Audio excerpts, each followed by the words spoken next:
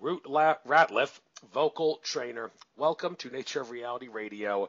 Pleased to have you on. Like I said in our pre-show conversation, I saw you, or didn't see you, but I know that you presented at the Empowered Light Holistic Expo, which I contacted every guest at that conference except Sue Crawford to come on the show, and I'm very look forward to hear what you have to say about singing your heart out and all the other things that you do with your work to help people improve mind, body, soul, spirit, and everything else. I'll be using, like I said, your YouTube channel as well as your two websites, Gemini Music with it, Gemini with a J.com and RuthRatliff.com throughout the course of this interview. We don't have to go a full 2 hours. If you feel that 2 hours is too much, you can just let me know and we'll call it a stopping point. But I'm willing to go all the way till 8 p.m. Eastern, which is 1 hour and 57 minutes from now.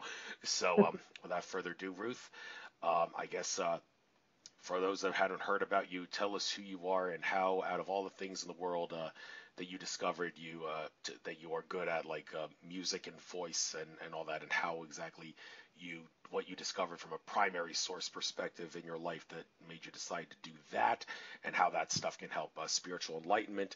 Give us a nice little intro. You got the floor. Take as long as you need. I will not interrupt you, and then we will go from there.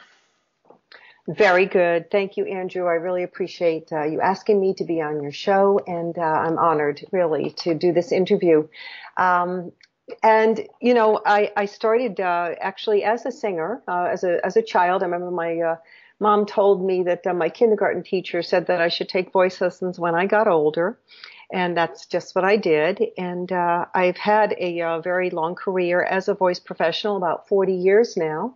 And I've been a voice teacher for about 20, actually over 20 years at this point. And not in the too distant past, I was called to look at the voice and work with the voice in a much different way, in a more for the expressive, healing, and spiritual aspects of our voices. And that led me to recently get a certification in vocal sound healing. And I'm actually in second week of June, I'm going to be getting my certification in vibrational sound healing to be able to work on people with the Tibetan metal singing bowls, which I'm very excited about. It led me to write a book initially. It's called The Voice of Women's Wisdom, and it's about the divine feminine energy. It's about concepts that are going to give you a different way of looking at your voice, as I said before, like the expressive healing and spiritual potential of your voice. And I also give you tools for connecting and balancing the feminine and masculine energy. And that led me to saying, gee, well, I have this great book and I really want to, go out and speak and tell people about it. So I'm calling myself an inspirational speaker as well. And I created a workshop called Your Wise Magical Voice, which is what you didn't see, but maybe someday you'll see it, but that I presented at the Empowered Light Holistic Expo, among other places. And that's a multimedia presentation as well that I'm enjoying presenting to people. Teaching, really, voice training, teaching for singing has been my passion, had been my passion for many years. And through that, I had a lot of time to see the changes, not only in my students, but also in myself, obviously, over the course of many years of performing and so forth. And the changes were not only, building the voice and getting better high notes, not really from a vocal technical proficiency standpoint, but what I was able to see developing certainly in myself and in my students now. I have several, kids I teach from like age 12 to graduation. I saw the confidence, the poise, the self-awareness, the mindfulness that developed as a result of the study of voice. And I call myself a holistic voice trainer because I feel like I add in more than just the vocal pedagogy. I work very much with the body, with expression. I have a saying that I say to some of my students, my adult students, obviously not the kids, but that it's all well and good. You can do vocal exercises until the cows come home. But if you feel like crap about yourself, it's not going to work. I say it's like putting icing on a pile of shit. You know, and hopefully you can bleep that out. I don't know if we need to. I hear people cussing all over Foul YouTube. language is allowed on this program. Foul language is allowed, okay. And I can't take any credit for that. I did hear that. I took the Landmark Forum, fabulous course, and one of my forum leaders said that, and I thought, I'm going to use that. That's like perfect for what I'm doing. So that's really what my focus is right now, is to share the science behind it. That's kind of what my program is about. It's to share the science behind why our voice is this incredible sonic tool for expression and creativity, for healing and so forth, and why it works. And it can rebalance literally our out of tune energies and facilitate connection with our divine aspect. And this is not new. This is very ancient technology, as I'm sure you know, Andrew. I'm sure you've done the people you've interviewed will tell you that a lot of the folks are working with this, and it's a new old technology that is it's fascinating. It's captured my heart and my mind and my passion, and it's taking me to some really wild places, as they say, down the rabbit hole. So I want to add something into that or ask me a question before I go into my background. Well, first and foremost, I notice you one of your websites, Gemini Voice with a J.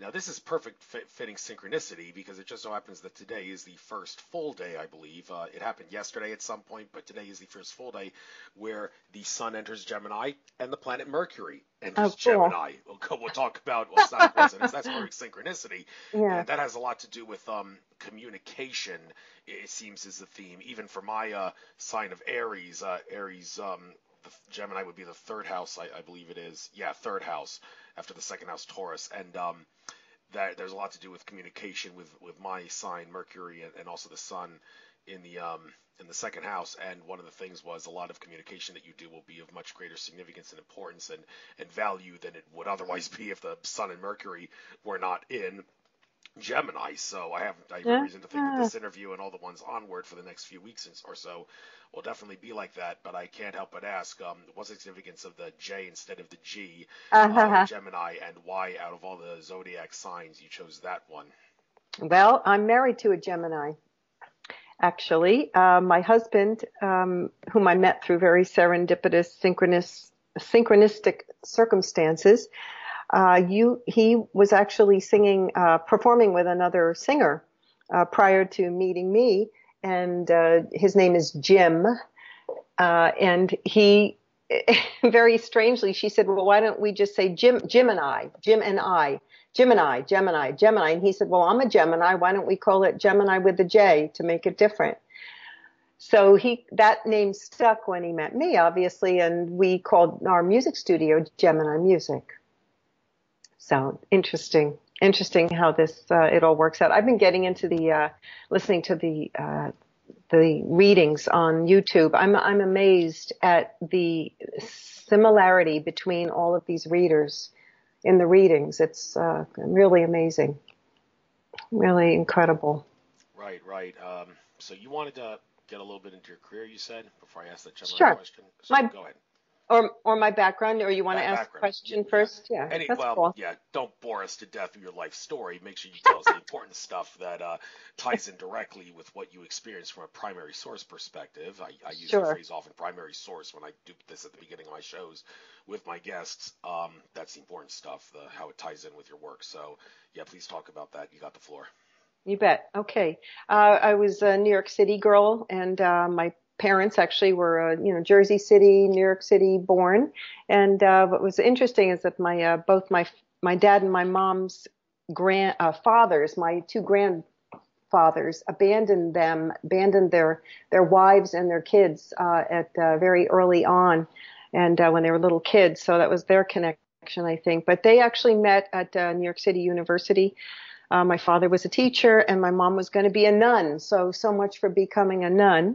And what I'm telling you this is because my parents were seekers. They instilled that in me, to question things, to not take things on face value. And I believe they got that by being introduced to the work of G.I. Gurdjieff, if you've ever heard of Gurdjieff before, by William and Cora Siegel, who were my godparents. And that's a significant for later.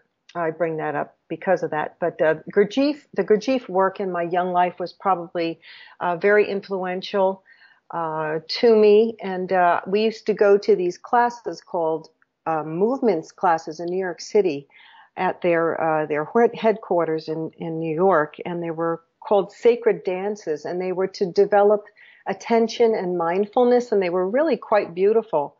And there was music that G.I. Gurdjieff wrote himself, and I believe Ouspensky, who was a contemporary of him, also wrote. So that was a very unusual thing that I used to do with my brother, and it wasn't something that I could really talk to people about because honestly, I couldn't even describe it. And we used to go to these work weekends in Armonk, New York, where they would give the kids like a lot of responsibility. Like once I had to cook like for something like, I don't know, 50, 75 people, and I was only 10 or 12. And I had to, do the shopping and the cooking and everything. Of course, I had people helping me, but it was to develop confidence and mindfulness. And my folks, although they were on this path, they had issues like everybody else. And I wanted to say about Gurdjieff too, if people aren't familiar with him, he was really very similar, actually, I think, to Eckhart Tolle, in that his work really was about the present moment, keeping your mind on the present moment. So I think that had a lot to do with formulating a lot of what I'm doing now. And my folks, and my dad was an alcoholic, so I grew up in that alcoholic family dynamic, and that kind of left a lot of scars, obviously. It really made it really difficult for me to want to speak up and talk. So this is actually a real good thing for me to be doing, is to do this interview. Because I still get, I still feel it in the pit of my stomach. And I know a lot of people have trouble with speaking, certainly with public speaking, certainly forget singing. Singing's a whole nother ball game. But also what shaped me was that my dad and my mom and my brother, I lost all three of them before the age of 30 through very tragic circumstances. And actually, my dad had gotten into a fight when I was 17 with him on Christmas Eve. And I worked the courage to say, "Dad, you're an alcoholic," and he just smacked me across the face, of course. So I ran out and went some last minute shopping with my boyfriend. But that was the last time I saw him alive. Opened the door Christmas morning to a state trooper telling us that he had died in a car accident. And my mom would, there was the typical alcoholic dynamic with the codependency and the passive aggressive behavior and so forth. So I've had to do a lot of work to work through that. But my mom used to give us these terrible, painful, silent treatments without even telling us what we did. And we weren't really taught to express ourselves, to talk through disagreements, to talk about our emotions. There was none of that. I had to learn that all by myself when I was older. And my mom actually found out she had cancer when I was like 28. And she was told she was terminal, but she chose not to tell my brother and I. We basically found out the day she died in the hospital. And my younger brother, Bill, who was 27 at the time, he had previously been diagnosed as bipolar, and 9 months later, he committed suicide. So, that was a very obviously defining instances in my life. And but in a way, honestly, Andrew, it was like a gift, because it gave me such a different perspective on life. And in a very unusual way, it has enlarged my soul. I think other people who go through difficult circumstances will agree with that. So yeah, it's been a long journey of dealing with a lot of anger and abandonment and so forth, and forgiving them, forgiving myself.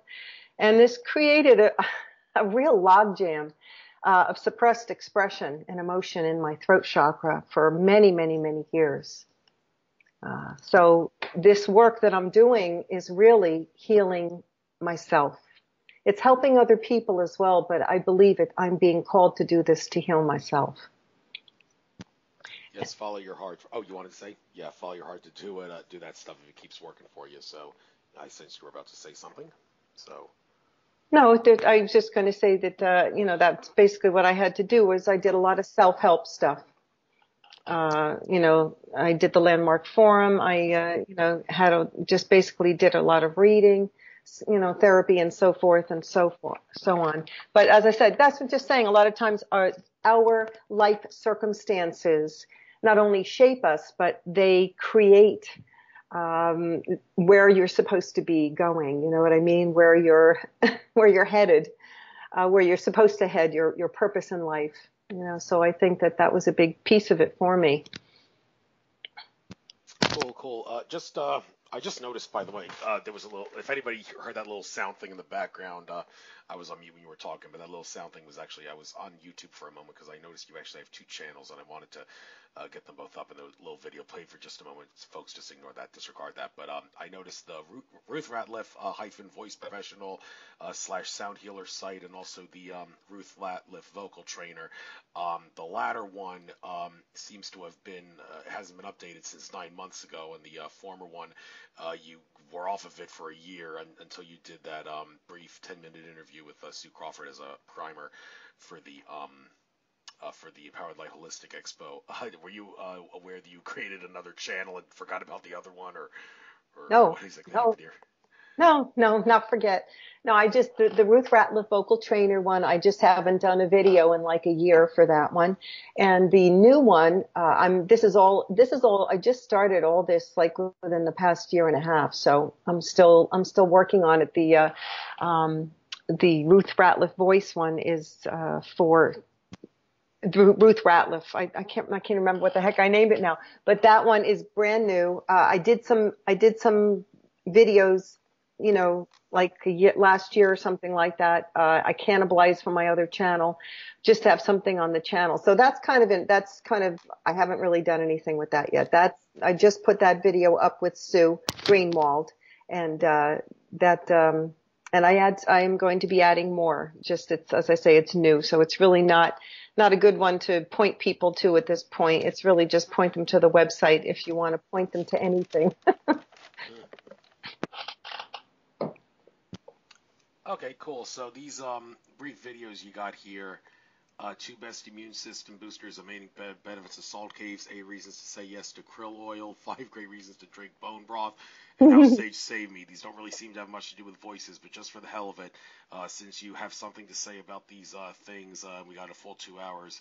Might as well take up the time here. So why don't we do this one by one here? Take as long as you, all these videos are less than 5 minutes, but so I don't really need to ask you to give an abridged version of what you said in the video, but to the best of your knowledge, what you would have said in these videos that were all over a year ago. So what are the 2 best immune system boosters that you can, how do they work, and how they help you? Okay. Actually, those are for what I originally devised the channel for. I'll just so I can explain, was to help women. I was going to do a women empowerment thing. It was called Move Through Time, and that's why you see the Move Through Time logo there on the video. And I didn't take them down because I just thought maybe I still have some views on it. So I'm not really prepared to discuss the content of those videos right now because they were done. The original full version is on my Ruth Ratliff vocal trainer channel. But I really wasn't planning on discussing like good stuff for singing and all that. That's kind of not where I wanted to go with this. I wanted to go with more with the what I was doing now. Yes, okay, we'll do that. Does that make? Yeah, I'm sorry, we didn't. Yeah, because we haven't really spoken beforehand, and I didn't, send that in the. Well, that's still you want to For, do it. Okay. Go back to the vocal trainer. Just X out of that last video. People are more than welcome to check it out on their own if they want to talk sure. about that. I Yeah, there's guess, tons. yeah. I'm sorry. There's tons of stuff that you can do for your voice as far as, helping your voice. I have I have a lot of videos that are very helpful on the Ruth Ratliff vocal trainer site. But as I said, that wasn't really where I wanted to put my focus on in this evening's talk. Well, actually, I noticed that there's a video here called "Can Bone Broth Help You Sing Better?" and "Singing with Krill Oil." Well, if those products can actually help you sing and improve your voice, then I might as well ask you to give the science behind how that's true. But All right. it was Well, not too much trouble. Sure. No, not at all. Krill oil is pretty cool. They said they've done some studies about krill oil, that they have been actually, able to, ameliorate, to, make better the age-related changes in the vocal folds. And a lot of what I was trying to help women through, specifically, women singers, was that, the menopausal shifts in your voice. Because the vocal folds are extremely sensitive to the hormonal fluctuations. And when you go through menopause, of course, your estrogen decreases and the vocal folds really need estrogen. So it becomes a little difficult. They're actually the outer three layers of the vocal folds are called the lamina propria. That's some nice cocktail hour trivia for you. But they are like jello that hasn't been hardened yet. So when you are dehydrated and you try to sing or speak even, and you get that raspiness, that's what that's from, because the outer three layers are kind of like sticking together. They can't oscillate. They oscillate. They actually vibrate and oscillate, on a woman's note high C 100 times per second. You can't even see it. It's so fast with the naked eye. And so krill oil has been found to actually help with this. To moisturize the vocal folds. So that's pretty cool. And bone broth is wonderful because it's collagen. And the collagen, now, our whole body, of course, is great for your whole body and everything, but there's a lot of collagen and the connective tissue in your vocal folds, the little tiny ligaments and so forth in your vocal folds. This will help keep those flexible and youthful. And it's wonderful in general, I think for our bodies. I'm just taking a collagen supplement right now in my coffee, a powdered one. So, because bone broth is great, but it's a pain in the neck to make. It's a big, huge process, and I choose not to do that anymore. I don't have time, so I'm doing that. And what else was there? I can't remember slippery elm. Thayer slippery elm lozenges. I use those in my studio all the time. They're fabulous. They have what's the name of it? Slippery elm, which is a demulcent. I said, that's funny, I just said it. Never mind. Slippery elm is a demulcent, which basically moisturizes and makes, as they call it, slippery. It makes the back of the throat and very, very moist and slippery. So it moisturizes that. What else? Something else that I love that I use myself right now. And I'm pretty sure I talk about this in one of my videos on my other channel for menopause, and not just for menopause, but I use it with all my students, especially if they've had, they're recouping. It's a recuperative exercise. It's called straw singing. And, Andrew, you as a professional voice user, you may be interested in checking this out. This is, basically what you're doing is it's called an SOVT is the acronym, a semi-occluded vocal tract exercise. And what does that mean? That means that if anything like, say, humming or going v or or z, those are all occluded exercises. You're occluding or stopping the flow of air. And if you blow or sing through a straw, like I'm going to do it right now, you can't see me, but maybe you'll hear me. Sounds like you're doing it through a kazoo, right? Well, if you put it, that's doing is that's bringing that little stream of air into a very small area, and it's creating back pressure. And if you put a straw into a water bottle and blow and make a sound like you're blowing bubbles only with sound, that is sending even more back pressure, and it's making the vocal folds, the back of the throat open, and it's also thinning out the vocal folds. So that is a very, very great exercise to do. In fact, Adele's, I think if you know Adele, the singer Adele, a lot of people do, obviously, but she had vocal nodes for some time, and I know she had to cancel a lot of concerts. Well, her vocal pathologist, vocal therapist gave her these exercises to help rehabilitate her voice. And my students just love that exercise, and I love it. I was doing it quite a bit before you called me for this show, just to get my voice in shape to speak for that length of time. And it's for everybody. It's for singers, speakers, whatever. It's just it's a wonderful wonderful exercise that can help just to keep your voice in good shape through life. And you know, a lot of times you can hear it when somebody's you know, their voice is down here. You know how girls talk now, they use that vocal fry like the Kardashians. And that's not really healthy for your voice particularly, but you can certainly hear it when somebody hasn't taken care of their voice, and this is it's a wonderful exercise. What else can I tell you? What about the salt therapy for the voice? Oh, Video? yeah, What's that's pretty cool too.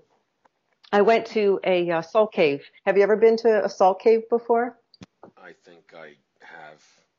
Okay. It can be called a salt cave because there's different kinds of salts out there. So, I mean, in a sense, every cave is a salt cave. It's got some degree of salts in it. But what kind of salt are we talking about here? Well, this is actually a place. It's a room that people will make, and it has all the Himalayan pink salt. They have it. They make the room into like this a salt castle type of thing. Some of them are very elaborate, but what it is that they have a halo generator. It's called halotherapy, HALO. I believe that's Greek for salt. But halo generators, what they do is they put in like the crystallized Himalayan pink salt into the halo generator, and it crushes it up, and it diffuses a stream of this very, very fine particulate. And why do they use this? I guess they found out, I think they found out that the miners that used to work in the Himalayan salt caves mining the salt never had any upper respiratory infections hardly, and they were very healthy in general, and they had, you know, very clear voices, and clearly never got allergies or anything like that. So that's how they developed this particular therapy, and you can find those if you look at salt, you know, look up salt caves online. You could probably find one in your area. But I went to one of those and with my stepdaughter once, and I was amazed at how great all my sinuses felt, my throat felt, and it's really what I did the video for was that so many of my students were, you know, just plagued with allergies and upper respiratory infections and laryngitis, myself included. And I was just amazed at this. I was like, wow, if this really works, this would be so cool. So I started to go on, you know, not so often, but once in a while I would go to the salt cave, and definitely felt great afterwards. And I also bought a little salt pipe that I talk about in the video. And you can get that. I can't remember where I got it now, but you just put a little bit of salt in this little ceramic thing. It almost looks like a neti pot, but you will put it in your mouth and you'll inhale it, and then you'll inhale it and then exhale it through your nose, and it just keeps your whole back of your throat and your nasal passages, your you know, nice and moist and healthy. And I found that had helped me quite a bit. In fact, my former voice teacher, he just lived by it. He swore by it. He said that because he used to have such terrible allergies, and he said it just essentially took away his allergic reactions. So I was excited about that to share that in the video. Thank you. And Skip, before I get into some of the other videos here, there's a couple of, well, maybe this ties into something here. Tongue release exercises, vocal technique. Now, this thing about the tongue and how you need it to talk and articulate certain things. One classic example of how people have problems with that is the whole thing regarding how Japanese people have such a difficult time pronouncing the letter L. Do a little experiment and try to pronounce the word with the letter L. You'll notice that the tip of your tongue makes contact with the upper back portion of your mouth, above the back teeth a little bit. And if you pronounce a sound with an R sound, then the tongue approaches that area of the mouth, but it never actually touches it. Which kind of raises the question, so what is it that Japanese people have that prevents their tongues from being able to make contact with the area of the mouth that they need to articulate an L sound, which causes them to say, instead of baseball, if they say baseball. So what exactly is the science behind that, and do you have any idea how would this tongue training vocal exercise possibly help people like the Japanese or any other culture that has difficulty pronouncing a certain letter?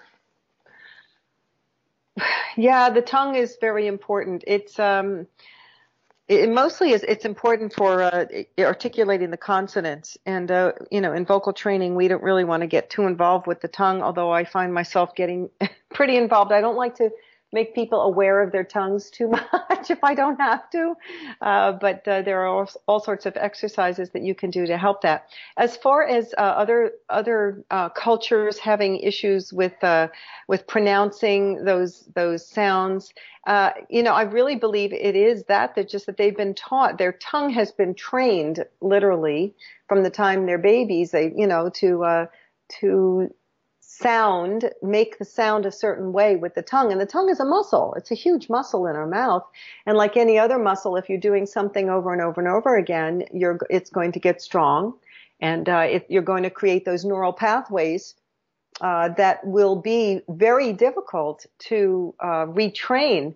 And I know that I'm sure they can, if they were to take, elocution, if they still call it that, exercises or speech exercises that would help them retrain that muscle. I know I was working with a singer not too long ago in California via Zoom, and I think she was Korean, and she was having a lot of trouble. She was trying to sing jazz, in the English language. And I was working with her trying to, clarify and clean up her language because I couldn't understand her diction. I couldn't understand some of the words. And she was having a very difficult time with that. I think probably a child, if the younger you get people, the better, because when you're a little kid and you can, your facility for picking up languages is far more advanced and magnified when you're a child than when you're an adult. I think it kind of those pathways, I don't know, just going from my own perspective on training voices, I think the tongue can be pretty tough to train. And the tongue is it's connected to the larynx by the hyoid bone. And it's interesting because if you put your hand on your throat very lightly and then you move your tongue up and down, I tell people to make the funny sound, like the ah sound. That's how you can tell your tongue is connected to your larynx. And your larynx is where your vocal folds are inside, right? So your tongue actually plays a huge part in either adding to or releasing tension in the throat chakra. Somebody once said the tongue is the intersection of our lives. The connection between the tongue and the larynx is the intersection of our lives, and that's where we hold a lot of that tension. The tension of not speaking, not saying what we mean, wanting to say one thing and saying another. Being fearful of speaking up. I believe that, the tongue can hold that tension. And, some of the stuff I use for people, I help them with, is just, just releasing the tongue on doing crazy stuff like sticking their tongue all the way out, and making a sound when they're doing that, and rolling their tongue in their mouth. There's all sorts of exercises that one can do. But, to address your original question about the people, in other cultures having trouble, my opinion is just that it's just what they learned. And sure, could they unlearn it? Yeah, but I think it would take diligent work. It would take consistency and changing muscle memory. What changes muscle memory? It's over and over and over again. Doing something over and over again. But they probably, yeah, who knows? Maybe it's not something that it's that important for some people. Fair enough. Some other couple videos here. Three vocal tips for male voice and 4 top vocal tips for the female voice. So, okay, there's obviously a difference between the male and the female voice that makes it significant enough to have to do separate videos, obviously, as you did. Can you compare and contrast giving tips for the male and the female singing voice, and so why did the female voice need 1 additional tip rather than the male voice, which only needed 3 tips? Okay. I haven't looked at those videos in a long time. Obviously men and women are different. They're larynges. I believe that's the way you say the plural of larynx. Not larynxes like they say now, but, the size is different. Basically the way they produce the sound is the same. But there are some differences in how you would train a male voice as opposed to a female voice. It has to do with the registers, what they call the registers. You're familiar. You have a falsetto, right, Andrew? Oh, you're high sound.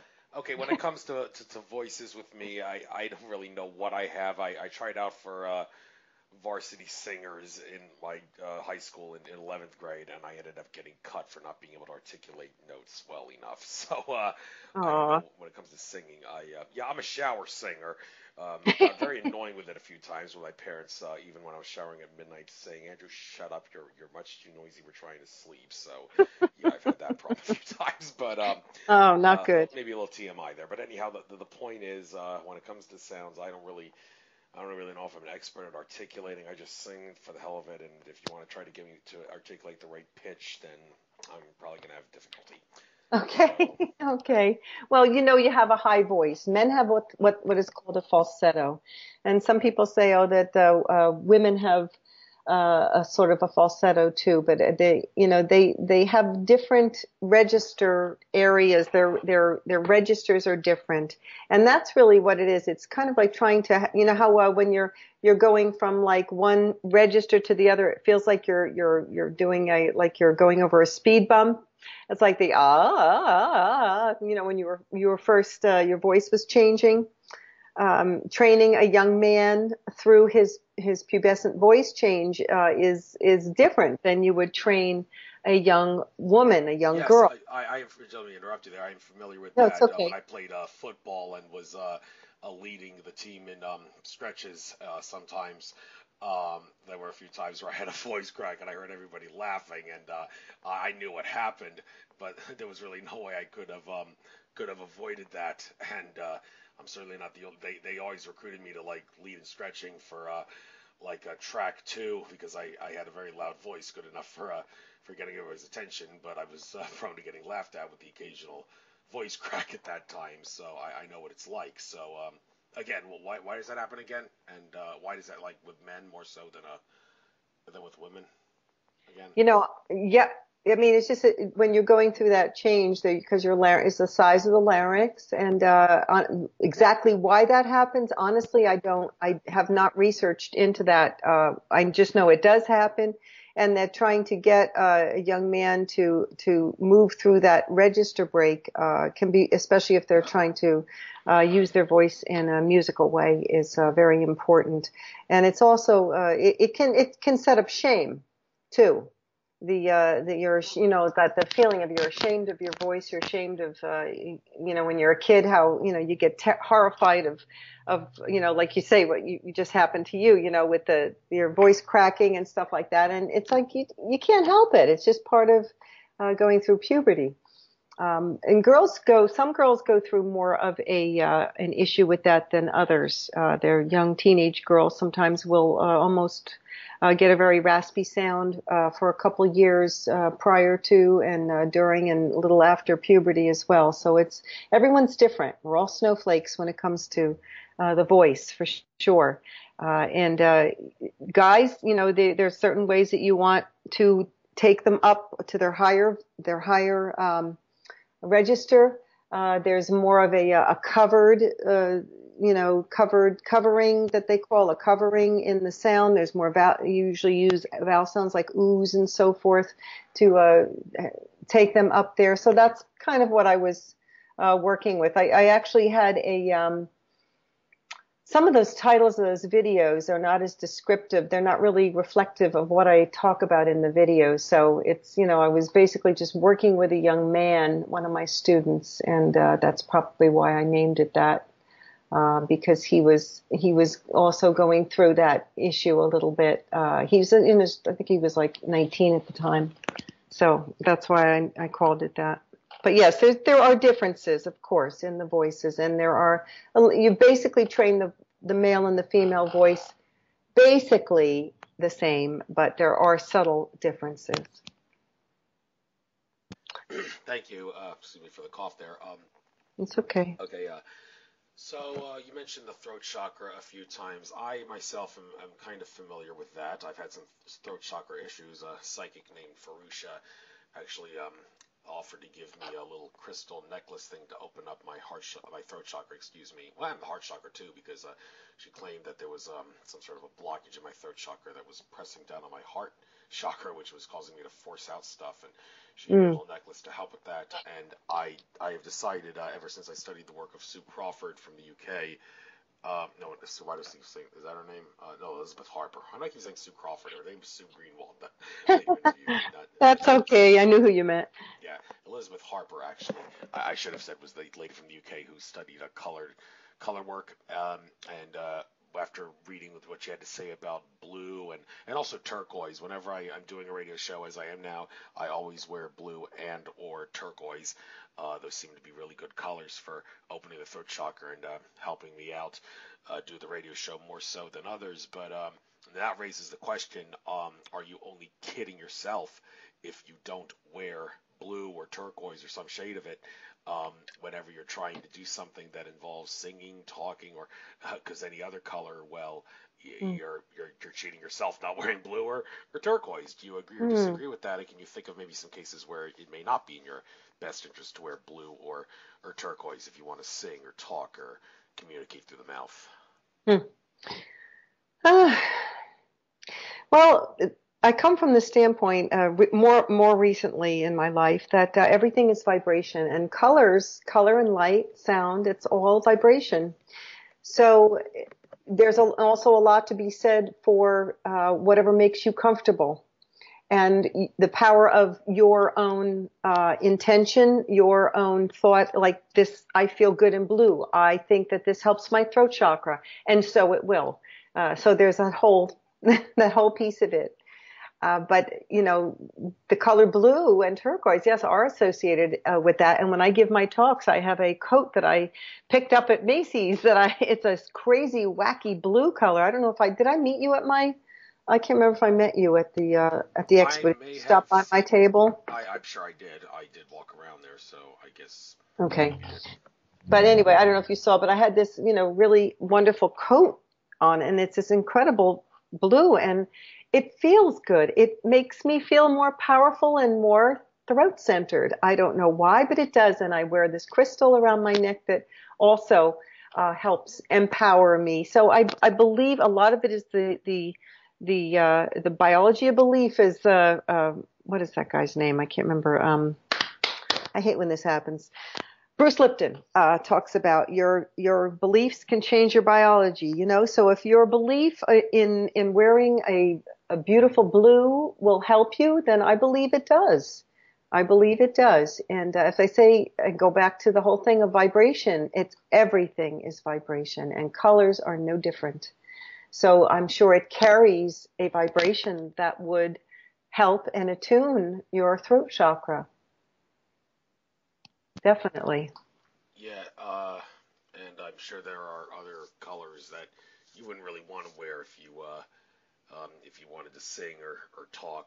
Elizabeth Harper in her guide does actually say this is the color you want to wear if you want to do this, and this is the color that you don't want to wear if you're doing that. So anybody who wants to look into that, she's a good expert on that, Elizabeth Harper.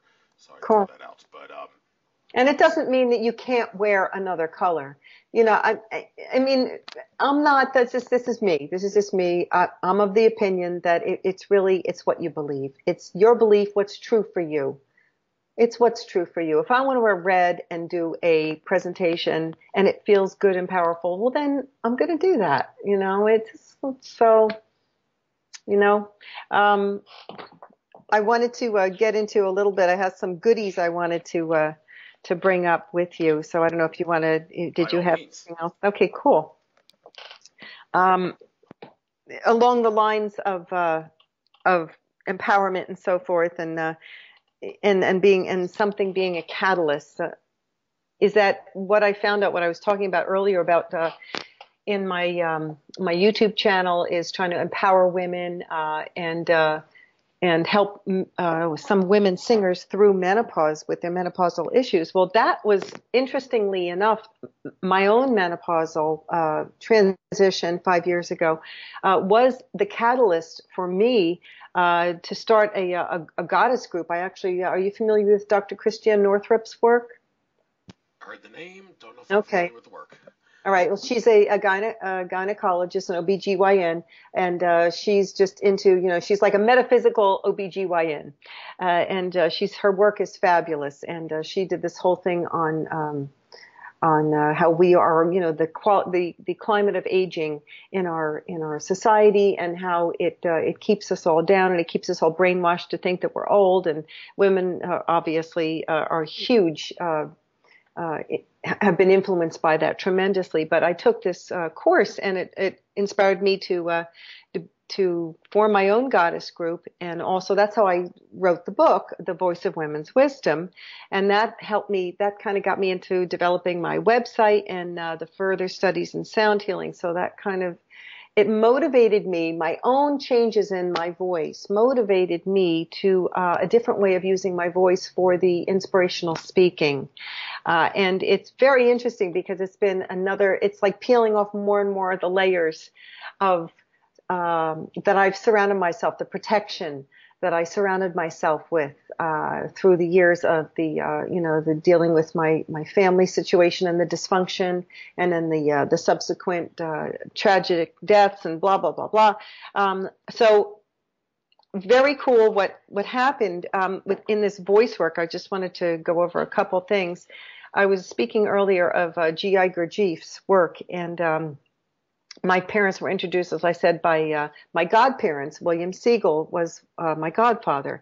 And I feel like I've come full circle with this sound work. It's very interesting because I was, I really didn't have a very close relationship with my godparents, and my godfather particularly. My godmother died early.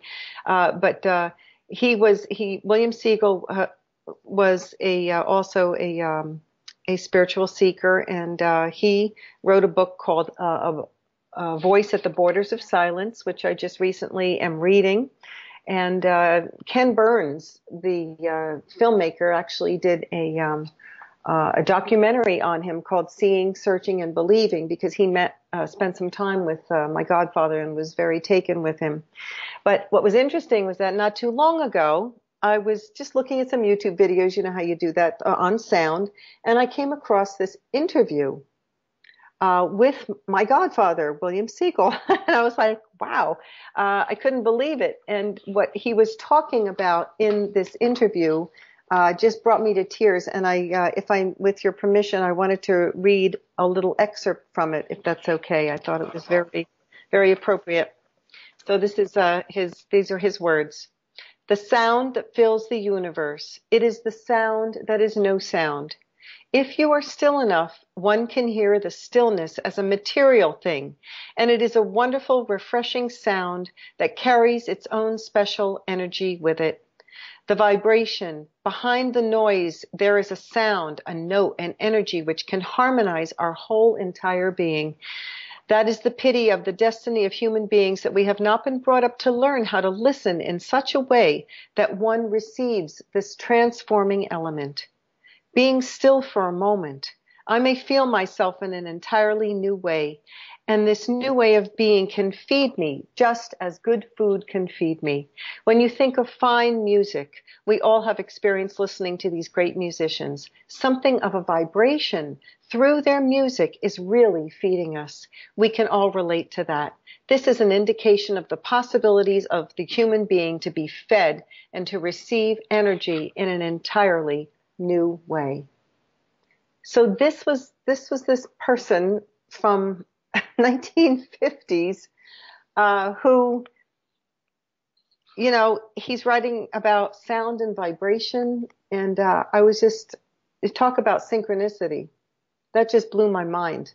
That it was almost like he was helping me with the work that I'm doing, that I'm starting to do. I was just, I know that probably means more to me than other people, but I thought what he said was so beautiful and so very, very, very cogent to this work, and it's pretty interesting stuff. And I wanted to, I don't know if you've heard of the study of cymatics.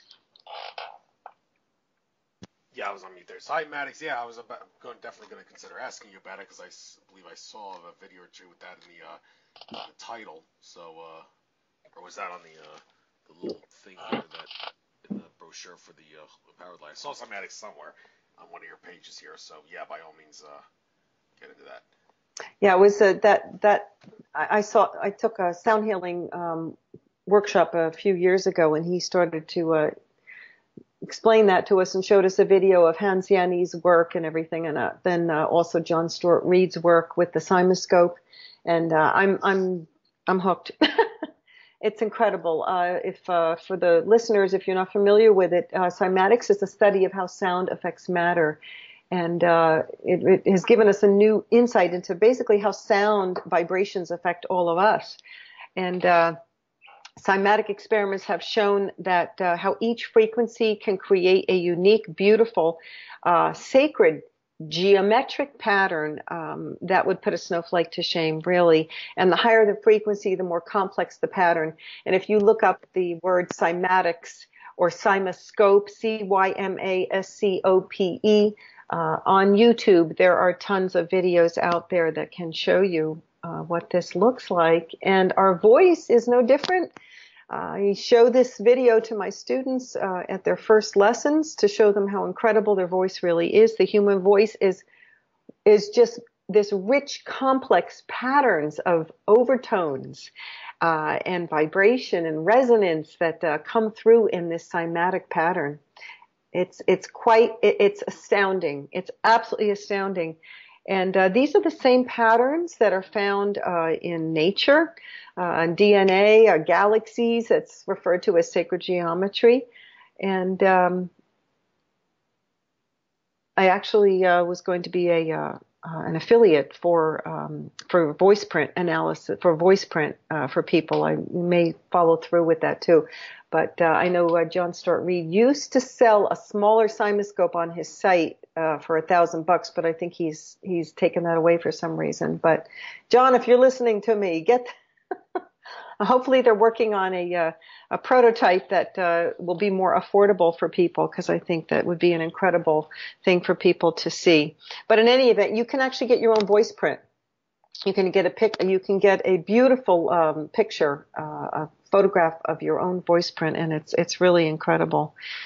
And what is another, if you take it a little bit further, if you think about how, what are we, about 72% water, something like that, that when we are sounding or singing, like when we're humming or toning, with intention, or even if we're not doing it with intention, we are still bathing our bodies in those beautiful vibrations in the form of those cymatic patterns on the membranes of the cells.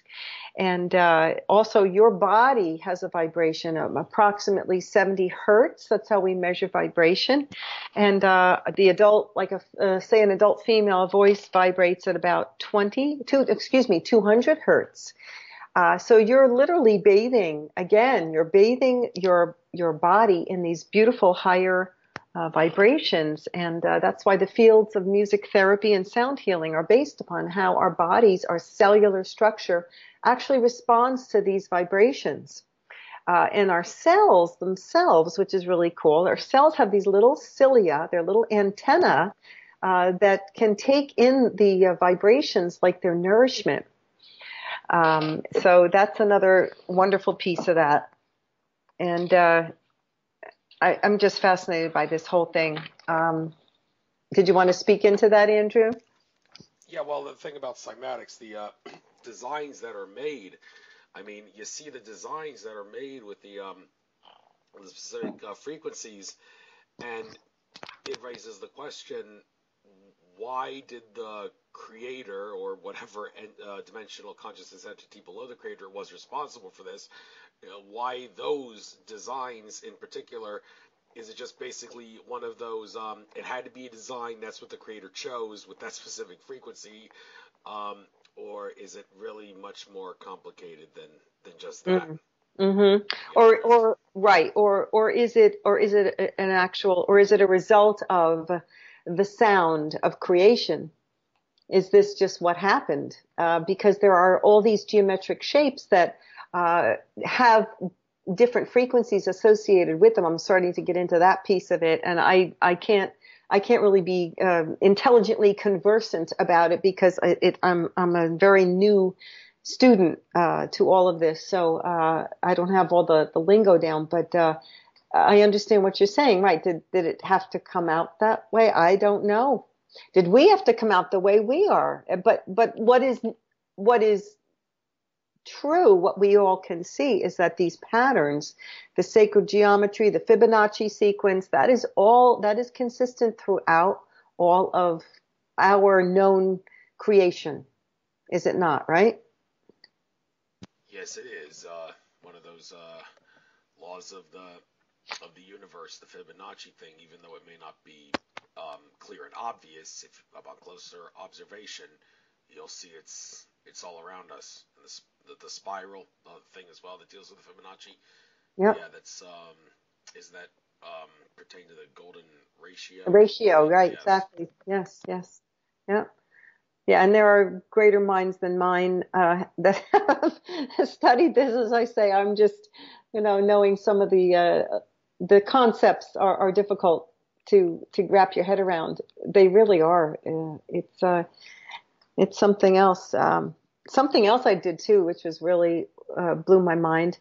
My husband and I, a number of years ago, went to this place called the Davis Center for Sound. It's where they worked with autistic kids with sound, trying to, connect the dots and help them communicate better.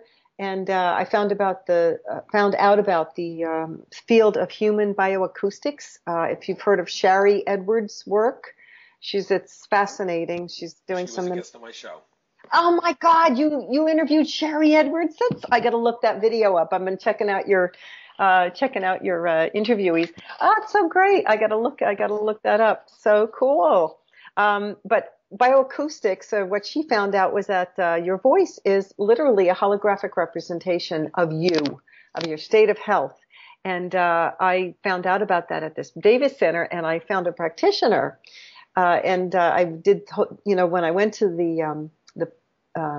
the appointment, the gal just basically, it's a computer generated program. She basically has you speaking into a microphone that's connected to the computer that Shari Edwards has devised, and it spits out a graph with highs and lows, which are what they call frequency-based biomarkers, which are indications of your health and wellness.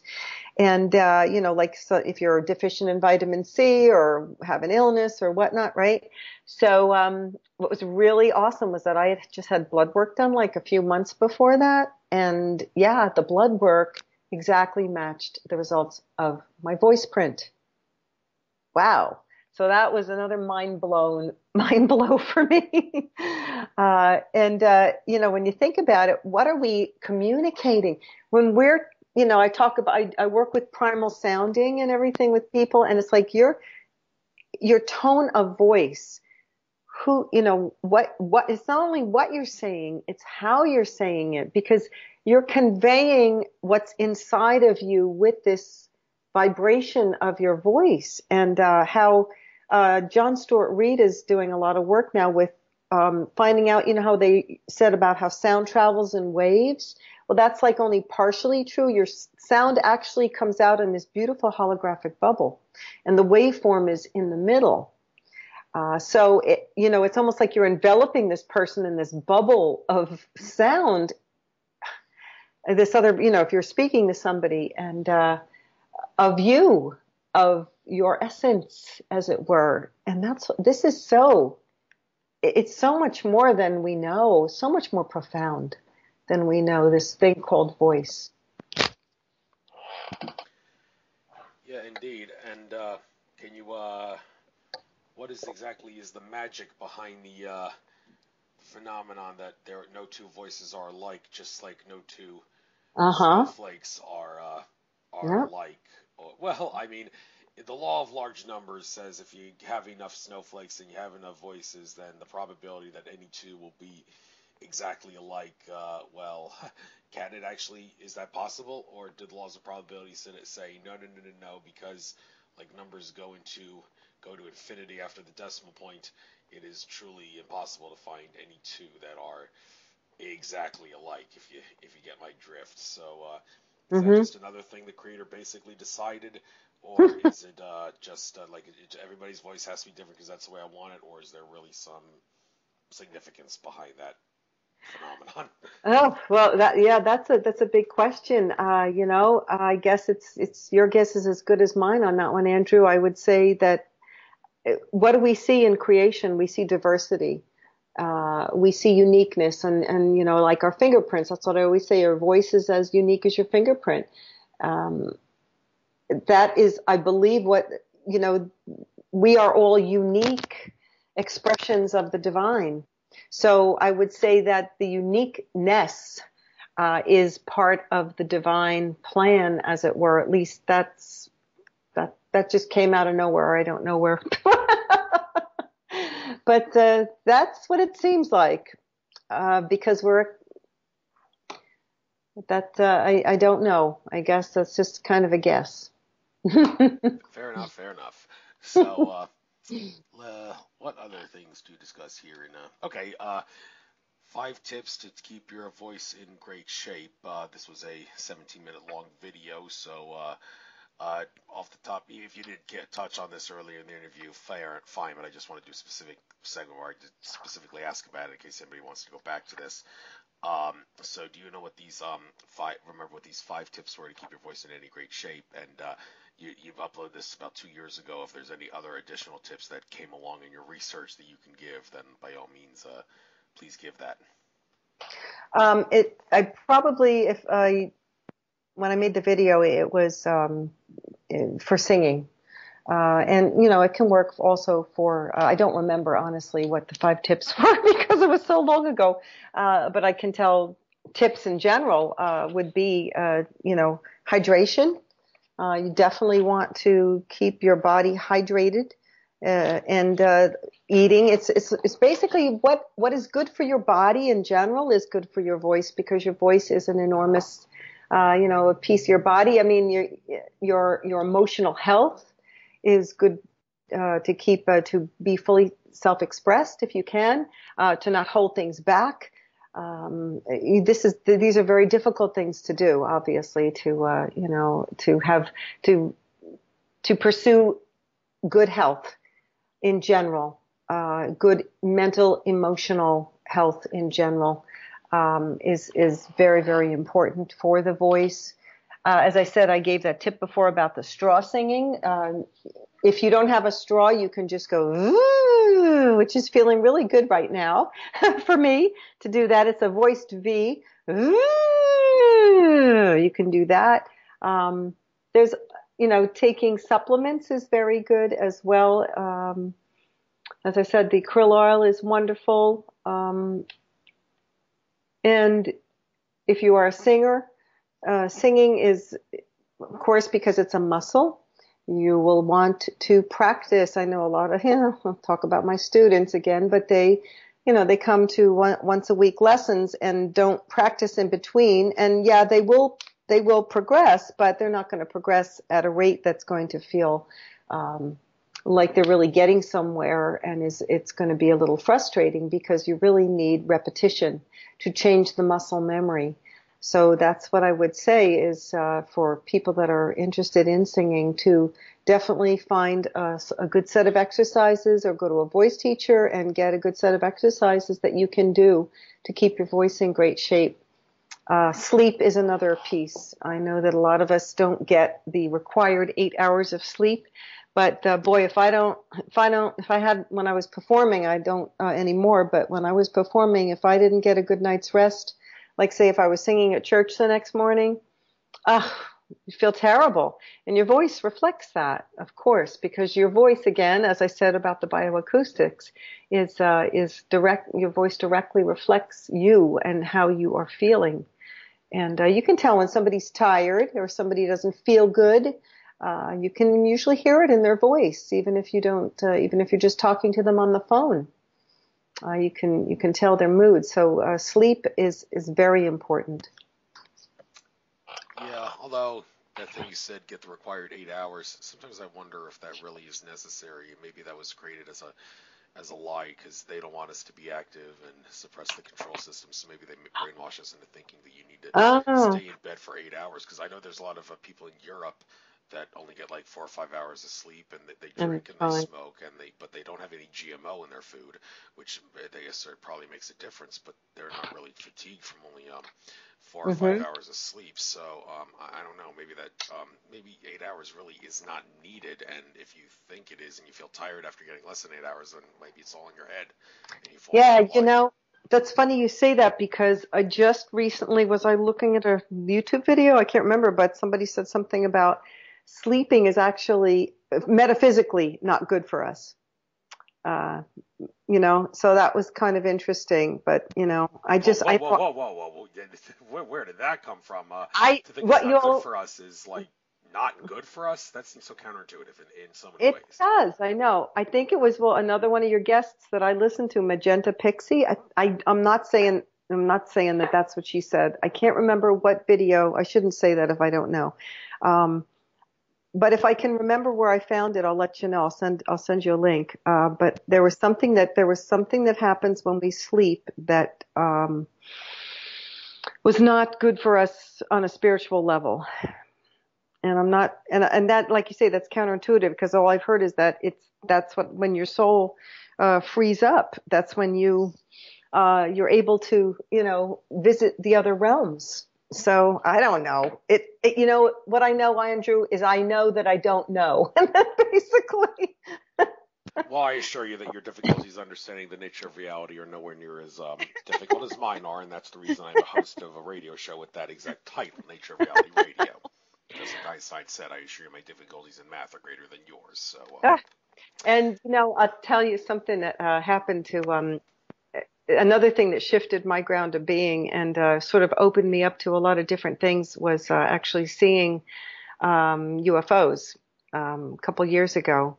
My husband and I were just driving down the highway and going out to dinner at Longhorn Steakhouse. And I looked left and I saw this enormous orange, looked like the sun, right by the car in the other lane, just keeping speed with us. And I went, oh my God. I said, Jim, eyes left. And he looked and he pulled over.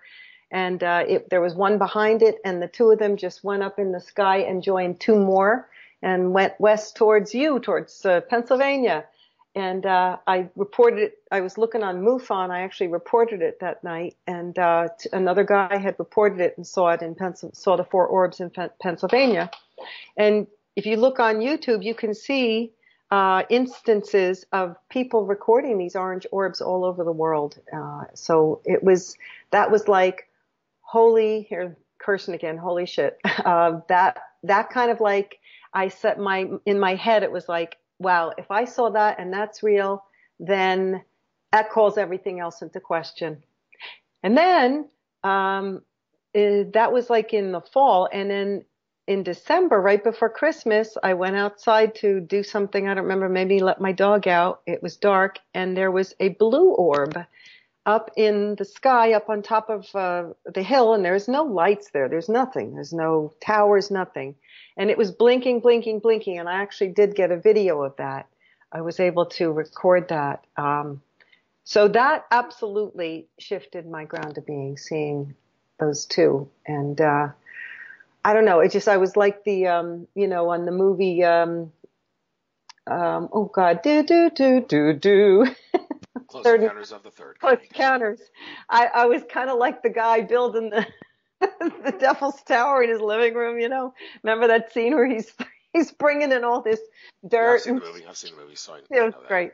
That was funny. But anyway, I was kind of like that with researching, and it was incredible. So that's kind of led me on this very interesting journey, and I don't know. It's just I'm getting into all sorts of stuff about Metatron's cube and sacred geometry. And recently, I met a person through very synchronous circumstances who has asked me. He is a clear channel, and he does these beautiful mandalas. He basically works with people. He downloads information about them, and then he is a graphic designer himself. And then he does forms these beautiful mandalas that help activate different aspects of themselves and heal different aspects of themselves. And he has told me that I was an oracle in a past life, and I've had that confirmed, and that's the information that I'm going to be drawing on to help bring sound somehow to these mandalas.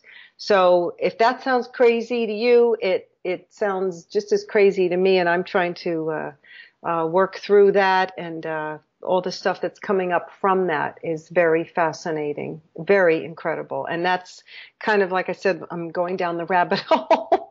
So sorry, I took a lot of talking there.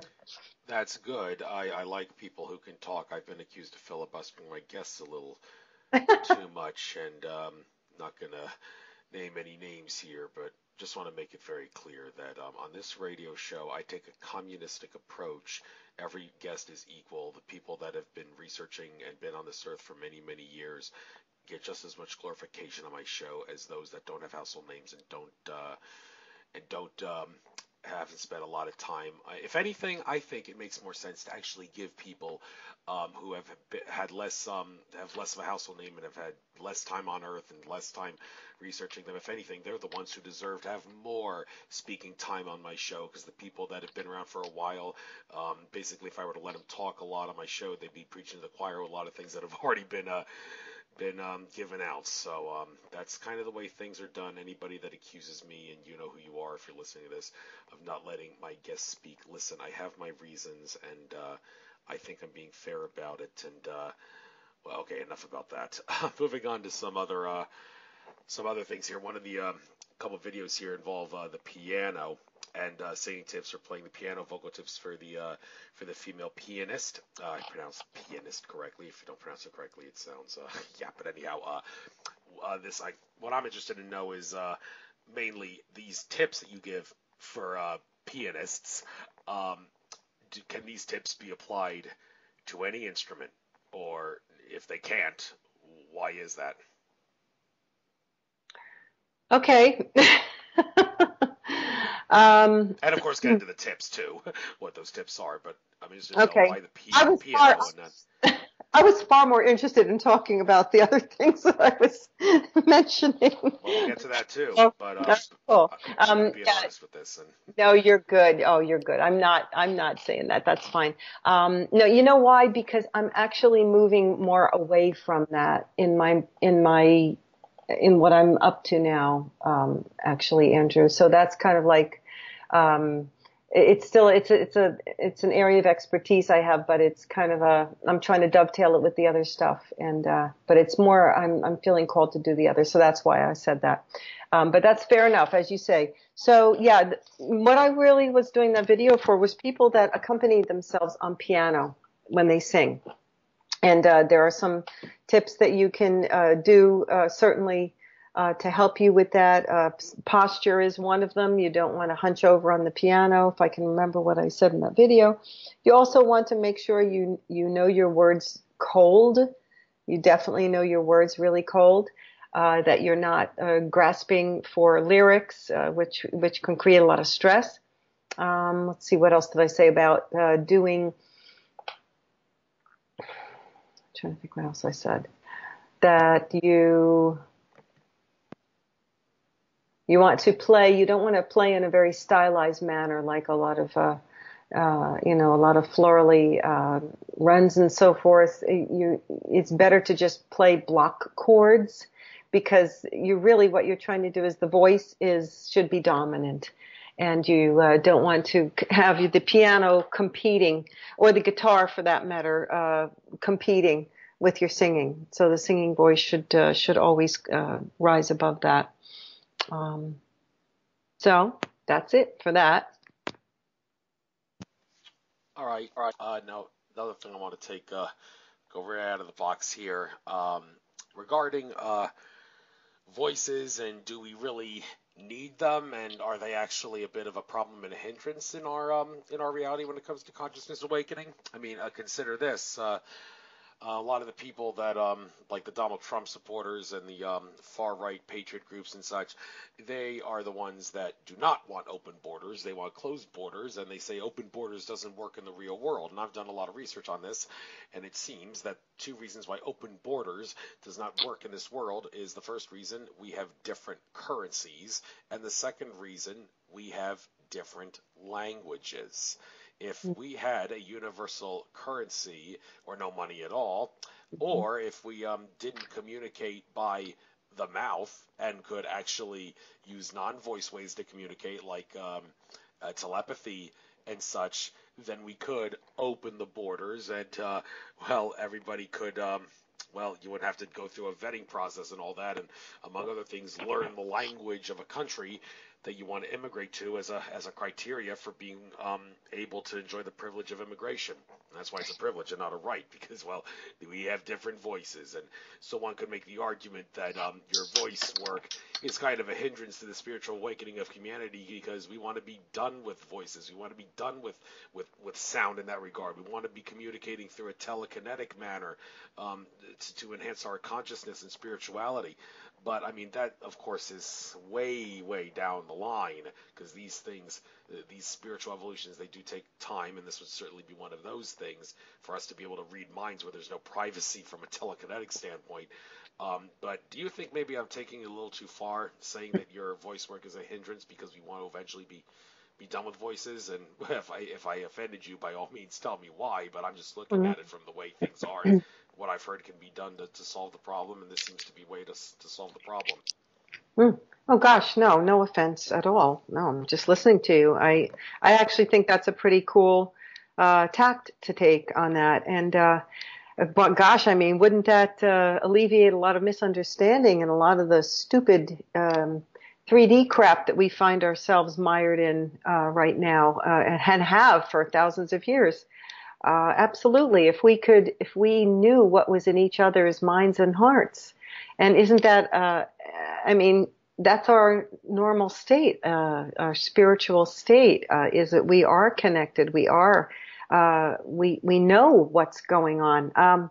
We don't have I love Star Trek, so the universal translator, right? We don't have a universal translator. And the psychic ability would absolutely alleviate that, for sure. One of the things that's very interesting and actually very confronting, when I work with, speak to this, gentleman, his company is called Soulful Mandalas, by the way. His name is Lee. We've had contact with Lee and have spoken with Lee, what is so confronting is that he it's like he knows me on a soul level. He knows what's going on inside of you. And it can be very disconcerting because we're not used to it in humanity. But this is our true nature, to have that level of intimacy with one another. And yeah, the voice, right? The voice could be somewhat of a hindrance to that, but I think that if you're talking about it metaphysically from a chakra, whatever standpoint, the physicality, of the voice, the anatomy, physiology, perhaps would become a hindrance, and maybe that would become a vestigial organ at some point. But I believe that the energy of the throat chakra would still remain. I mean, would that make sense to you? I'm just yes. throwing stuff out here. Yeah, you know. Now, looking at your bio here on your RuthRatliff.com page, a couple of things here worthy of, I guess, asking you about. You grew up taking care of a horse, pony, chickens, and ducks. Now, out of curiosity, has listening to those animal sounds actually helped you in any way with the work that you do, and if so, how? I can do a mean chicken. Seriously, I'm not going to do it now. But I sound just like a chicken too, people have told me. In any event, well, the connection with the animals, but the sound. The sounds, yeah, the sounds are pretty cool the animals make, aren't they? I don't know, I don't know on a conscious level if they helped me, but they probably did. I know that there's a video of animals in the cymoscope, and they make the same cymatic patterns that we do, by the way, which is pretty cool. And the connection with the animals is certainly very deep for all of us, I think, for most people. So I think that that all helps, and you notice when people talk to their animals, they adopt like the baby talk, right? So it's definitely pulling something out of us on a different level. It's like it's like our child is coming out when we talk to animals, So I don't know. Yeah, I kind of went off on that a little bit. Sorry, but yeah, that's all right. But you think it helped you in general? I think it probably did. Sure, I think everything helps. There's nothing happens by accident, right? Oh yeah, no doubt. Right? I yeah. believe that as well as the next metaphysical teacher. So, you hold a level 1 certificate in sound healing with voice and Shodan Reiki. I don't believe we discussed what Shodan Reiki is, or at any point in this interview. I don't think the term came up. So I guess get into what that is. And a level 1 certificate, okay, is that like the top certificate, like 1 means the top, or are there like the higher levels actually even more important, more significant in terms of ability? So right. How does this work? Right, that's an introductory level. That was that was the first level, and that was through the Sound Healing Academy in England. I did that online, and it was a very wonderful course with Tony Neck, and it was very difficult actually. I had to, they're not kidding around. They want you to know your stuff. I had to do quite an involved workbook. It was basically like writing a thesis. Felt like it, and I had to do work on several people, give them a sound healing treatment, and write down my findings and my experiences and their experiences and so forth.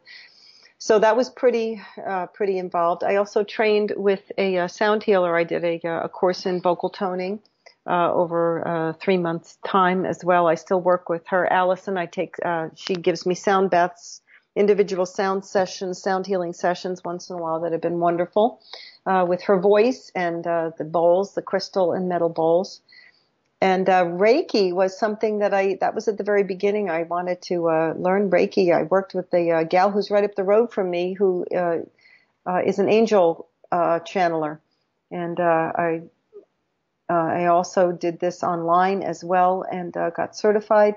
And you have to, Shoden Reiki is basically you're channeling or bringing in energy from it's a Japanese discipline, and you're bringing in these metaphysical energies, and you are bringing them through you. You're the channel, basically. You're just the vessel which through these energies work, and you use your hands. And Reiki has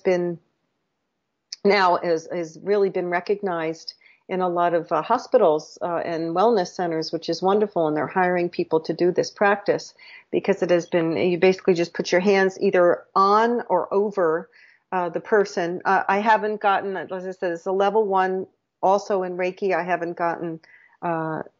taken it any further at this point. I'm doing other things right now.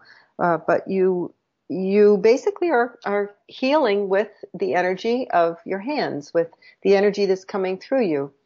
And I've been told that I have healing hands by a psychic. I use it on my husband and my dog and myself. You're supposed to do Reiki on yourself, and I feel things in my hands. I can kind of feel. If you put your hands over a person's body or my dog body where I know he has some issues, you can definitely feel something like a shift in a sensation in your hand, or sometimes the temperature changes. So it's just I'm just trying to. I was exploring, but between that and then the voice work, exploring my potential. And that's what you were saying before about letting people who are not well known come on your show. And I really, really appreciate that, because I think other people will appreciate it too, who are just listening to this show, who are, just people in the world, not necessarily people that have any notoriety, but that this stuff these are all possibilities for all of us, to go into these different aspects of who we are, to take a look at this and to open yourself up to the possibility of that we are more than just what we have been told. Again, I went off a little bit, but there it is. Fair enough, reasonable enough. Well, just a little thing about me that I'm a little intrigued by. Maybe you can help me make sense of how this became possible. When I first started doing this radio show, I would always, like many other people who do long talks, keep a bottle of water next to me to be able to get my throat hydrated in the event that it started getting dry. But a couple of years ago, I actually stopped doing that. For whatever the reason, I don't ever seem to find myself having to ever take a drink during a 2-hour-long show, no matter how much I talk in relation to my guest with the show. I mean, what may that actually be a sign of, not having to drink water during long talks to keep soothing my voice and throat from getting dried up? Couple things. Are you hydrating prior to? Because actually drinking water during isn't going to help hydrate your throat so much during your it really is beforehand what you do during the day. Yeah, I do drink a lot of water during the day. Don't mean to gross anybody out, but I'm the kind of guy that if I see that my piss is yellow, the first thing I'm going to do is drink 2 big glasses of water to solve that problem. So, but of course the point is, a lot of people that you see them give long talks, they eventually have to take a little bottle of water they have next to them, right, and drink something. But you're saying that doesn't really help. Well, and if that doesn't help, then what are they doing when they're doing that? Why do they feel the need to drink that water? Well, because the back of your throat does get dry. But I found actually potato chips work better, believe it or not, for the dryness. I don't know if it's the oil or the starch, but that definitely has helped me. And I used to always have potato chips in my gig bag for performances. Also, you may, I don't know how many of these, seems like you do quite a few of these interviews, if you may be building up your vocal stamina as well. That's why you don't need the water. It could be, I don't know how old of a person you are. It could be, your voice is fully mature at this point, because sometimes the younger voices fatigue out a little bit faster. The younger voices fatigue out faster. Really? Right, because they haven't developed. It's like a muscle. They haven't developed the muscle. They can, yes. Okay, what ages are we talking about here? Because I'm 33 now. Just started doing the show in November of 2013. Does that? Because at 33, the age I'm at now, they say that this is the peak year of athletic performance. Many professional athletes, after they pass 33, their productivity declines. There are exceptions and Right. outliers, but in general, that's the seems to be the case. Is there any relation with voice, and maybe knowing that I've been doing the show for that long and I'm 33 now, does that help answer the question regarding why I may not need Yes. it does. How so? Yes, because your voice is matured. It's fully matured and strengthened. And the fact that you said the peak, in your 30 is pretty much, that's it, right? I mean, I'm not ascribed to that, but that's what you're saying. People say that that's our peak for a guy, probably, maybe for a woman too. But I think that has something to do with it. Sure. Honestly, I'd have to look into that, but sounds right. Okay. Reasonable enough. Now, looking at some of the other things we can talk about here. Okay. These compelling examples, reading off the program here from the expo, these compelling examples set the stage to open the listener to a new way of holding their voice as an amazing tool for effective heart-centered communication, healing, and spiritual awakening. Now, the heart-centered thing, when we talked about chakras earlier, whenever we talk about chakras, I always can't help but pick on George Kavassilis from Australia, because he's caused a lot of controversy with his claim that you really don't need chakras. Yeah, they exist. They can, understanding them can help you understand how reality works, but in the end, it's better to just act like your chakras don't exist. Imagine that you could all combine them all into one, and the one that you combine them into would be the heart one. If you had to pick one, he just says go with the heart all the time. That's the way to go. And I mean, I tell him, if you can go with the heart all the time and not get bored, well, more power to you. But you're missing out on the spice of life that is variety when you don't get the other ones in. But notice here that it says here, and I don't know if you're the one who decided what was going to be written here, if it was Sue Greenwald, but as an amazing tool for effective heart-centered communication. Well, we were talking about the throat chakra, mainly dealing with voice, but if it's heart-centered, well, you got to go one chakra below to the green Mm-hmm. colored chakra. I even learned that myself when I mentioned the thing about Ferusha sending me some stones to unblock a blockage that was being caused by pressure from the throat down to the heart chakra, causing me to force out what I want to say and not really speak from the heart as well. So heart-centered communication, how can you improve that, and how does that tie into what you do? Mm-hmm. Well, no, it's great. Yeah, that's interesting about what he said about the chakras. I had never heard about that. It's very cool. Um, the throat and the heart chakra, the chakras are very big. They overlap. So your heart chakra is always overlapping with your throat chakra. And what I share, those are my words, not Sue's. But what I share in my talk is some very incredible new information from HeartMath. If you're familiar with that organization, I love them. They're so great. They found out that the heart actually, just from a physical standpoint first, the heart actually sends more information to the brain than the brain sends to the heart. And they found that the nerve center of the heart is so complex that they've termed it a mini brain. And that our hearts will send out, it talked about that field, that our voice fits into the bubble, the holographic bubble. Well, our heart actually sends out an electromagnetic field and surrounds us. It radiates out about 5 to 6 feet from our bodies, and it's called a torus field, Torus field. And that interacts with, everything, our environment, other people, animals, blah, blah, blah. So you're sharing your heart field with other people when you're in their proximity, which is amazing. And our hearts are actually 100,000 times stronger electrically and up to 5,000 times stronger magnetically than the brain. And the heart is an organ of emotional intelligence. And when you say when you ask somebody to say, to refer to themselves, where do they put their hand? On their Well, heart, yeah, right? sometimes the gut, but Sometimes, but a lot of times it's like the chest, the heart area. They don't do it on the head, right? So speaking from your heart means it has to do with courage. Courage is huge. The word cœur, French word cœur, means heart, and that's no mistake, because cœur, is a derivative of courage, because it takes so much courage for us to speak the truth of what is inside of us, and I think that creates a lot more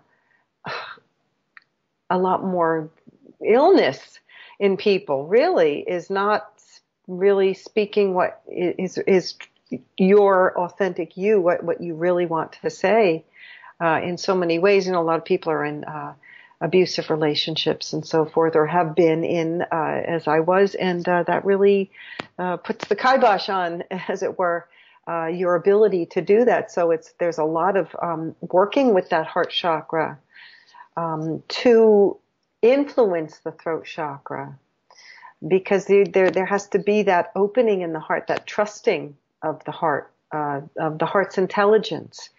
And there's an intuition there. I think that the heart speaks to us through intuition. And I've had a lot of intuitive, as we all have, if you listen to the heart's constantly talking to you through your intuition. No question it is. So you're also a member of the Sound Healers Association. I don't think that term was ever mentioned at any point in earlier in this interview. Maybe I'm wrong. Nope. How does what exactly? Well, aside from sound healing, yes, but where is that headquartered, and is it growing? And would you, if you want to make a little bit of a pitch for people to join it if they have sound healing experience, well, now's your chance to do it.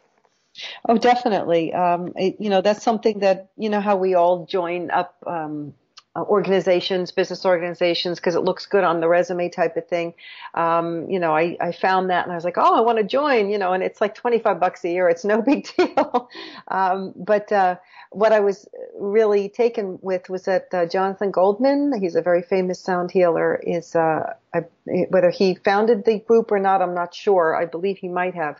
But I love him, and I love his books and his work, and I love they have a lot of wonderful resources on the website, and certainly it is through that there's a lot of networking and communication, and between the different people who are in the sound healing genre, the business of sound healing.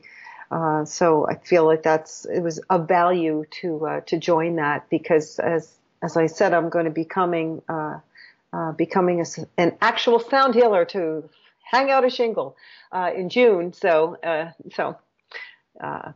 But I was very much definitely think it's a good idea for people who are doing this work to find like-minded people and organizations to support them.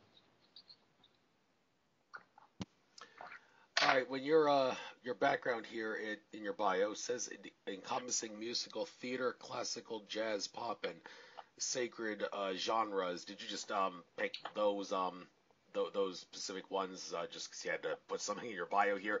Is there more that you do? And I'm also interested to know sacred genre.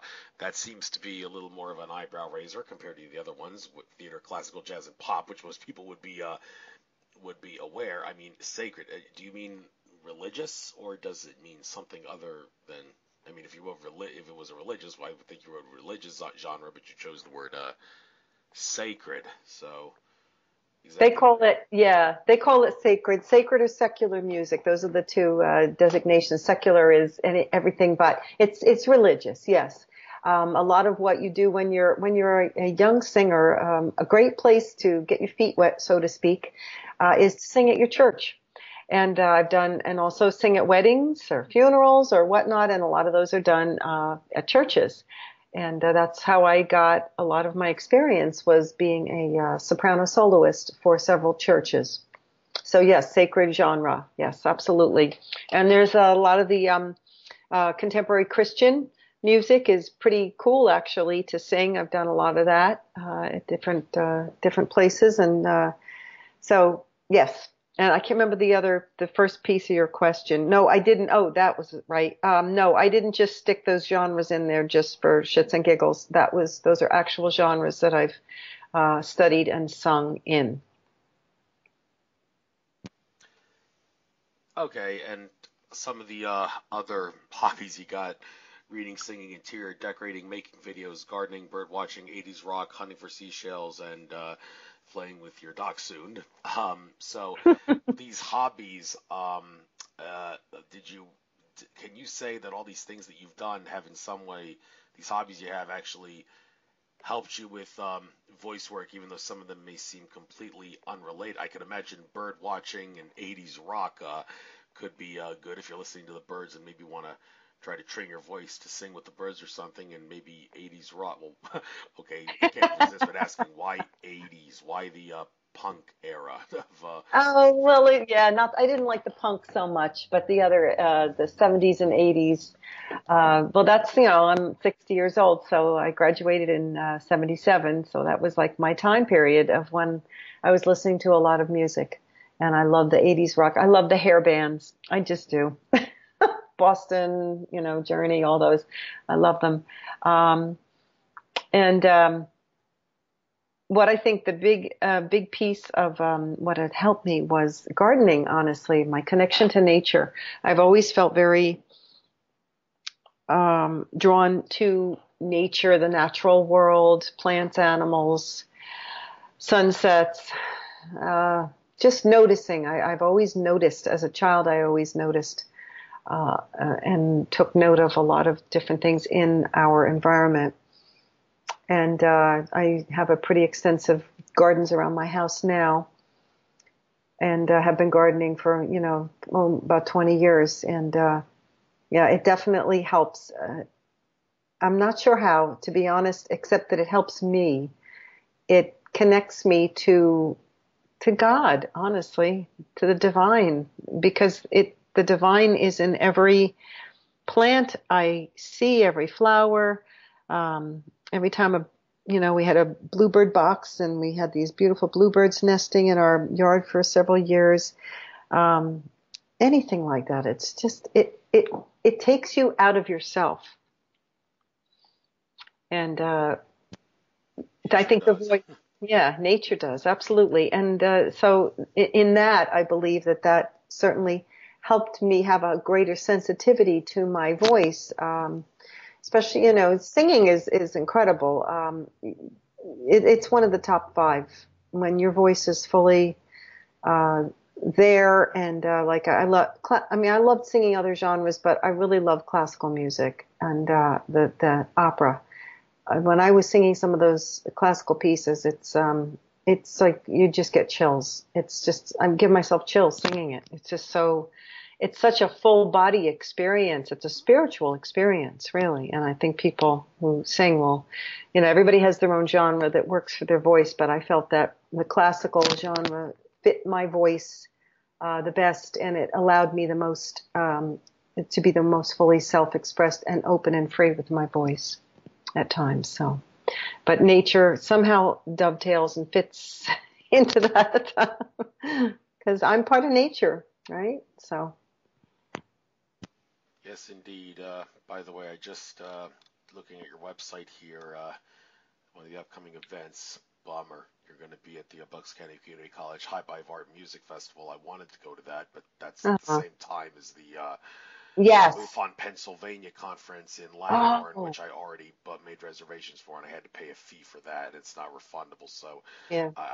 it's a shame. But I mean, they actually that usually took place in late October, but it always seemed to conflict with other conferences, so they decided this year to move it in June, and it's a shame that it's going to be the same time as something else I wanted to go to, the Summer Solstice Expo that you're going to be going to. And where is Paramus, New Jersey? Is that what part of New Jersey is that in case anybody wants to go Yep. there? That's Paramus. Yep. And that is, not to correct I shouldn't correct your pronunciation. I'm sorry. But no, it's okay. It's a bad habit of mine. But that is, down in central New Jersey. It's down by, Ridgewood, down that way. It's like, Paramus. That's like only a 4-hour expo. I'm not going to be giving my talk at that one, but the other ones I will be. And I have a couple other places I'm booking now that I haven't put up on my website yet. Cool. Actually, I just looked at Premise, New Jersey on Wikipedia right now. It's actually on the top right corner of New Jersey. I don't know Oh, where you can find it. Actually, it's in I the don't know where I'm going. right, central part of the.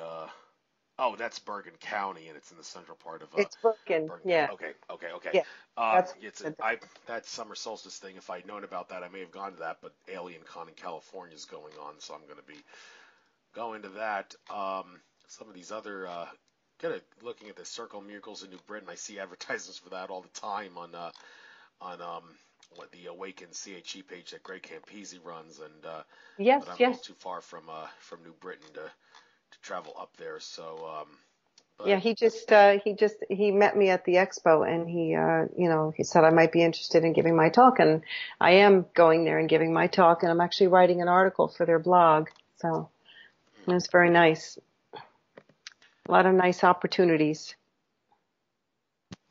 cool. So, I'm running out of questions to ask you. We haven't even reached the 2 hour point, but We're almost there. yeah, almost there. No, your book here, The Voice of Woman's Wisdom, an exploration into the expressive, creative, and healing power of your sound. Well, to what extent can this be?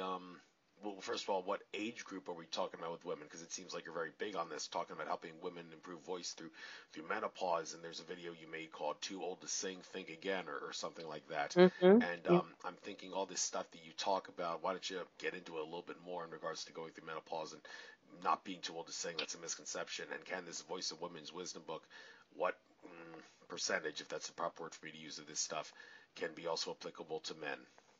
Okay. Yeah. In hindsight, I probably shouldn't have named it the Voice of Feminine Wisdom, because it's really more what my intention was. It was initially to help my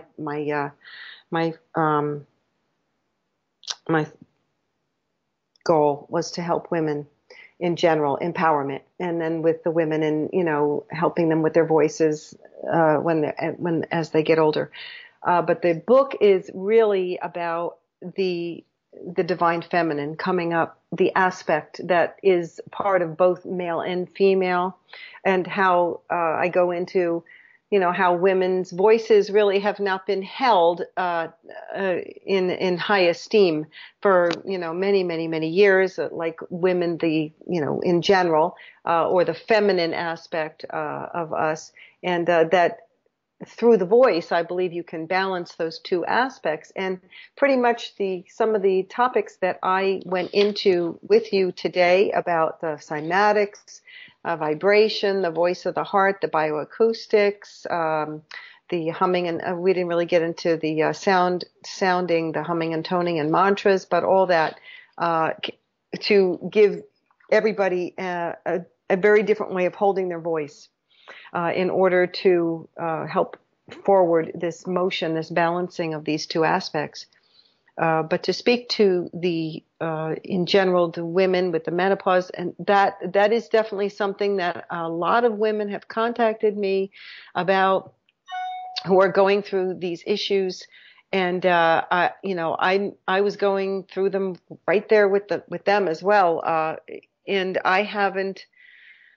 Unfortunately, science right now, medical science, really doesn't have a lot to offer, except I think I was talking about doing the bioidentical hormones. I did that myself. That did help for a time, but they pretty much, I actually got into something called dermal fatigue, where the bioidenticals are a cream you rub on your skin, and after a while your skin's like, oh, I don't want to do, the cells are like, nah, don't want to take this anymore. And it really stopped working for me. I think you have to go off of it, then go back on. But then there's a whole nother rash of possible side effects from that a lot of women don't want to deal with. And so I've been using myself as a human guinea pig over the past 5 years to move through this. With that said, it's unfortunately science, medical science does not really have a one size fits all solution for women in menopause, and certainly not for women, for singers in menopause. Some women just stop singing. I still sing for enjoyment, but I don't feel confident about going out and performing with my voice. My voice gets a lot more tired now, easily. I tend to be a little pitchy. Not things you want to, go have happen if you're going out performing. So, part of this is maybe my own journey of just being not such a perfectionist about my voice, because people who sing generally are very perfectionistic about their voices. And that speaks to something that's going on about them in general. As I was saying before, it's a reflection of who you are. I wish I had more to offer in that regard, but I have, sorry about those noises, but I have done, I've done some supplements that have helped a little bit with my symptoms, and that does help your voice. So, that's what I've tried to try to give women. But again, what helps me may not help somebody else. So I kind of, I just throw out suggestions and say, this has helped me. Maybe it'll help you. So honestly, I don't have too much more to say on that, because it's so not, conclusive. Unfortunately, because everyone's a snowflake when it comes to that. All right. I guess to close out, questions and all, and then I'll give you the chance to get out anything you like. Again, recap your future events, your websites, your contact info, and everything. Of all the questions for me to ask, this just occurred to me. We mentioned earlier about like places, good place to sing is in the shower. A lot of people like to do that. It's the shower. The shower walls make for good echo, and the shower curtain makes for good sound absorption thing. If you have a curtain shower, so that the sound doesn't really travel out anywhere else. So if you want to sing privately, then you can trust the curtain to maybe shield out some of the sound. But other than, a lot of showers don't have curtains, they're like solid, a plastic door, glass door, and the walls and all made for crazy echo. But since you're very big on trying to use voice and sound and singing and all to improve metaphysical health and all, crazy question. This just occurred to me. Well, first of all, people have done double-blind studies where, like, if someone was staring at someone across the room, you can actually feel the metaphysical energies of the person staring at you, and you will feel the urge to look in the direction of the person that's staring at you, because you get the feeling you're being watched or something. Well, let me take this to a whole new level. They say at the spiritual level, there really is no such thing as privacy. Everything you do will be known by everybody else. Let's imagine a man or a woman was singing about the guy or gal of their dreams in the shower. Can you envision, would you know if someone had a crush on you and was singing about you in the shower? Can you think of all the questions for me to ask? I know, but can you think of any way that you can actually, I don't know, if you're the listener, and maybe tune into your frequency so that if someone was singing about you in the shower, you could detect it, or if you really wanted to make someone know that you have a crush on them, if you wanted to sing about them in the shower, how would you, from a metaphysical perspective, have to change the frequency or whatever of your voice so that that person will know that you got a crush on them because they're singing about you? Oh, that's an interesting question. That's actually a really nice thing to close with. That actually happened to me. Really? Yeah, I'll tell you the story, and then you can draw your own conclusions. It's the heart. It's the heart. It's the feeling. They talk about manifesting. You have to have the feeling of it. Totally I love Barry Manilow. Okay. I'm sorry, everybody, but I just do. I love his music. And, that was very big at that point. I was 17, and, it was a full moon. I was in my room, and I was singing to Barry Manilow. Could It Be Magic? And I had the window open, and it was like the most beautiful, beautiful night with the moon and everything. And I was just singing my heart out, and I was singing in place of the words. I was singing my boyfriend Mike's name. Mike, Mike, come into my arms, right? And I was just singing and singing. Okay. And and I felt it. It was just so the love, you know, I just felt this beautiful love. And, you know, okay, so I closed the window, went to bed, you know, maybe a few days after that, he's talking to me and he goes, "Oh, I meant to ask you." And he lived like miles away from me.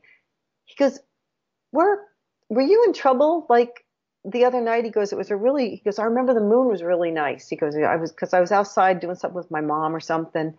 And he goes, "I heard you calling my name, like calling over and over."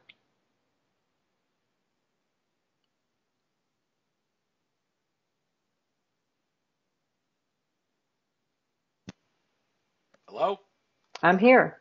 Oh, okay. You stopped there. I'm done. Yeah. Oh, okay. No, I'm that sorry. was it. You didn't That was the realize we story. were done talking there. Cause, Sorry. okay. So, well, yeah, that's unique, and maybe gives us some inspiration to ask about this because of because you had that experience. So, well, I didn't know about your experience. It's just maybe the angels and guides were tempting me to ask you about that because of your experience. And like you said, good Mm. thing to close on. So we're almost at the 2 hour mark. So take a couple minutes now, get out anything you like, recap the events you're going to be at, and your contact info, your sites, and anything else.